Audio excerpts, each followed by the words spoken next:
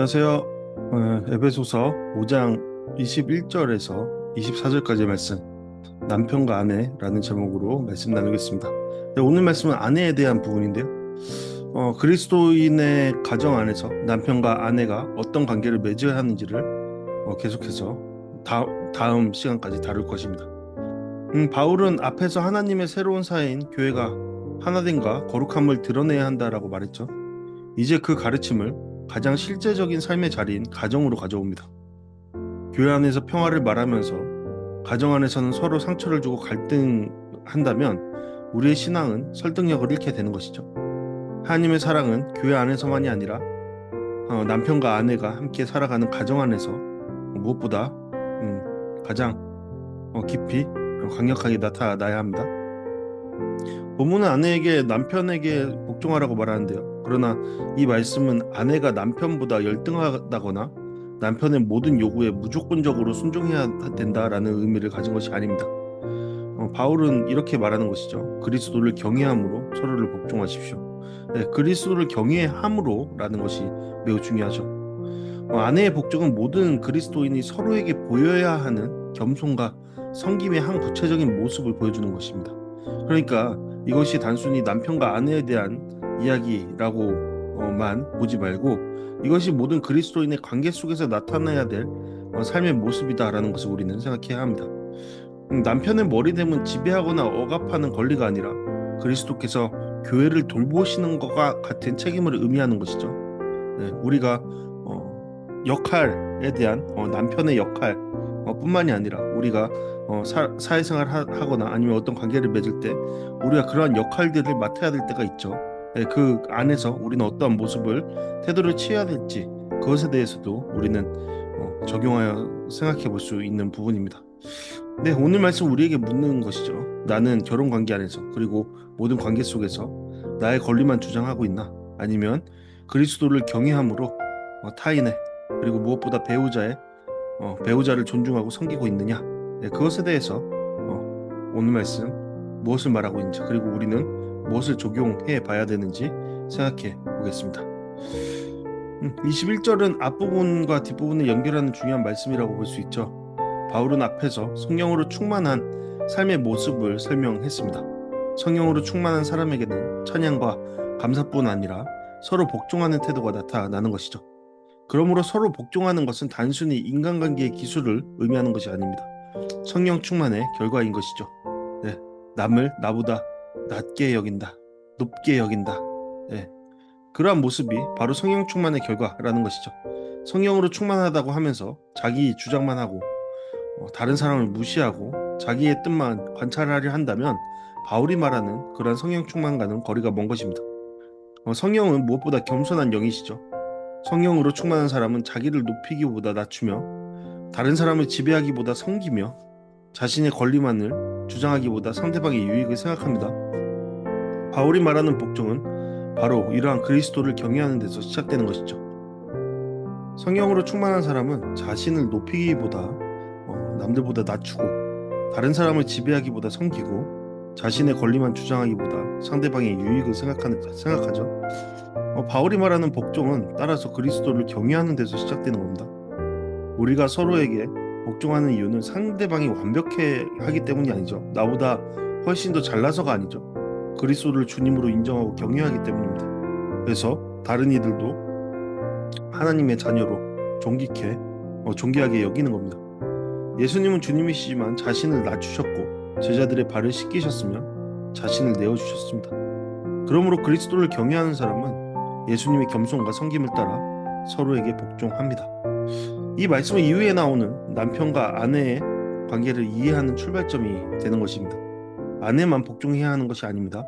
남편도 그리스도인의 한 사람으로서 자신의 아내를 존중하고 섬기며 서로의 유익을 위해 각자를 낮추어야 합니다. 따라서 복종은 그리스도인의 보편적인 의무다라는 것을 생각해 볼 수 있습니다. 우리는 모든 곳에서 복종하는 그런 자세를 취해야 합니다. 바울은 아내들에게 자기 남편에게 복종하라고 권면하고 있죠. 이 말씀은 오늘날 많은 사람들에게 불편하게 들릴 수 있습니다. 복종이라는 말은 억압, 굴복, 명령에 대한 맹목적인 순종처럼 이해되기 때문이죠. 하지만 그러한 생각은 사실 성경을 너무나도 단편적으로 생각하기 때문이죠. 성경을 하나님의 시선으로 바라보지 않기 때문입니다. 성경을 그리스도인의 삶 안에서 생각하지 않기 때문이죠. 자기가 살아온 환경, 그곳에서 생각하기 때문입니다. 여러분, 성경이 왜 이해가 잘 되지 않습니까? 삶이 없기 때문에 그렇습니다. 본문에서 말하는 복종은 아내가 남편보다 가치가 아래이거나 열등하다는 의미가 전혀 아니죠. 하나님 앞에서 남편과 아내는 모두 하나님의 형상으로 지음받은 존귀한 존재들입니다. 그리스도 안에서 두 사람은 동일하게 하나님의 자녀이며 동일하게 그리스도의 몸에 속한 지체입니다. 그것에서 어떻게 누군가에게 굴복하는 그런 모습을 취할 수 있겠습니까? 누군가는 자신의 힘으로 억누르는 그러한 관계를 이룰 수 있겠습니까? 예수님조차도 그렇게 하지 않으셨는데요. 가치가 평등하다는 것과 역할이 동일하다라는 것은 서로 다른 문제이죠. 남편과 아내는 하나님 앞에서 동등한 존엄을 지니지만 관계 안에서 서로 다른 책임과 역할을 맡고 있습니다. 그죠? 하지만 현대 사회에서는 좀 그런 역할들이 좀 더 다르게 개편되고 있죠. 하지만 그 안에서도 동일한 존엄을 갖습니다. 그리고 역할 구분을 갖는 것이죠. 여자가 남자의 역할을 대신할 수 없죠. 그것처럼 비효율적인 것이 없죠. 그것을 갖고서는 평등이다, 차별이다라고 이야기할 필요가 없습니다. 아내의 복종은 자신의 존엄을 포기하거나 의지를 버리는 일이 아닌 것입니다. 자유로운 인격체로 하나님 앞에서 남편을 존중하고 결혼관계 안에서 자발적으로 협력하는 것이죠. 이는 강제로 굴복하는 태도가 아니라 자유롭고 기쁘게 선택하는 태도입니다. 여러분, 얼마나 이러한 조화들이 자유롭습니까? 이러한 조화 속에서 살아야죠. 이러한 조화가 잘못된 것이다 라고 말하면 정말 할 말이 없어지는 것이죠.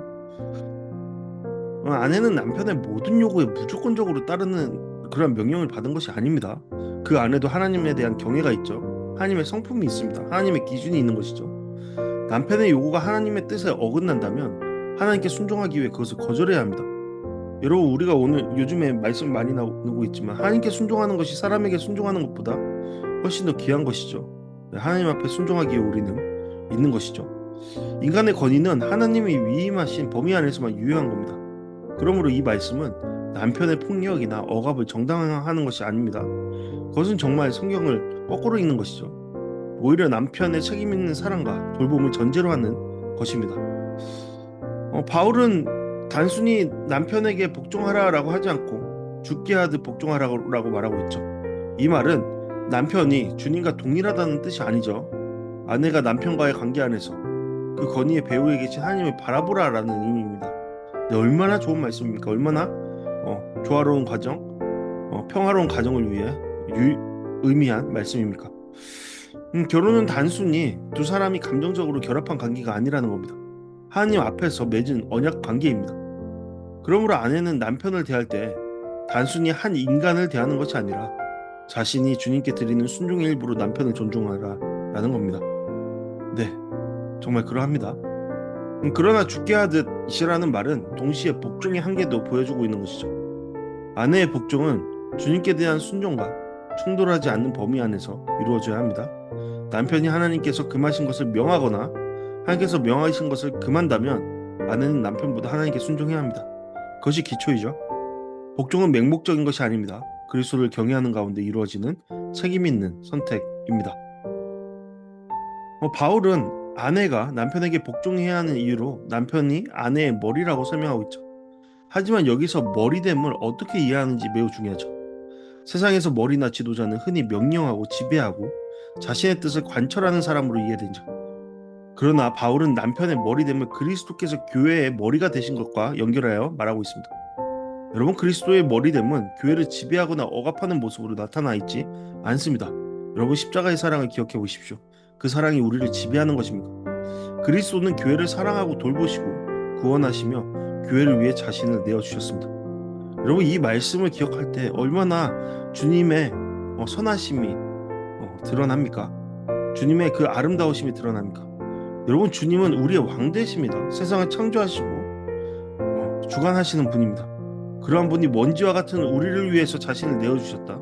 그리고 우리를 위해 교회를 세우셨다. 그 말씀이 얼마나 놀랍습니까? 그 말씀이 얼마나 사랑 가득합니까? 그러한 말씀을 두고 어떻게 우리는 억압이다, 권력의 덕품이다. 뭐 이런 식의 부정적인 말을 할 수 있습니까? 그거는 정말 하나님의 하자도 아니 히읗자도 모르는 사람들이 하는 말이죠. 남편의 머리대면 권력을 행사할 권리가 아니라 아내를 돌보고 보호하며 그녀의 유익을 위해 자신을 내어줄 책임을 말하는 겁니다. 그 안에서 예수 그리스도의 성품을 닮아 행하라라는 것이죠. 이 말씀은 머리됨의 본질이 무엇인지를 보여주는 겁니다. 참된 머리는 자신을 위해 몸을 이용하지 않습니다. 몸을 살리고 보호하고 성장시키며 온전하게 합니다. 매우 중요하죠.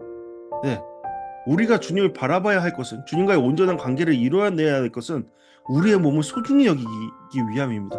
우리의 삶을 소중히 다루기 위함입니다. 여러분, 머리가 악한 나의 중심으로 흘러간다라고 생각해 보십시오. 그러함으로 우리의 몸을 계속적으로 훼손한다라고 생각해 보십시오. 그것이 자유입니까? 그러므로 남편이 자신의 머리됨을 내세워 아내를 억압하고 무시하고 자기 뜻대로 움직이려 한다면 그는 그리스도의 머리됨을 따르는 것이 아닙니다. 남편의 권위는 특권이 아니라 사랑의 책임입니다. 여러분, 이것은 단순히 남편만을 위한 말씀이 아니죠. 다시 한번 말씀드리지만 이것은 나를 향한 말씀이기도 합니다. 여러분, 우리의 몸을 어떻게 다룹니까? 우리는 머리를 어디에 두고 있습니까? 그것에 대해 생각해 볼 수 있죠. 바울은 교회와 그리스도와의 관계를 아내와 남편의 관계에 대한 모델로 제시하고 있습니다. 교회는 그리스도의 사랑과 구원을 받았습니다. 그리스도는 교회를 억압하지 않으시고 교회를 위해 자신을 내어 주셨습니다. 그러므로 교회의 복종은 폭군의 지배 아래서 두려움으로 굴복하는 모습이 아닌 겁니다. 자신을 사랑하고 구원하신 그리스도의 보살핌을 신뢰하고 감사함으로 따르는 것입니다. 마찬가지로 아내의 복종도 남편의 지배에 생각 없이 따르는 것이 아니죠.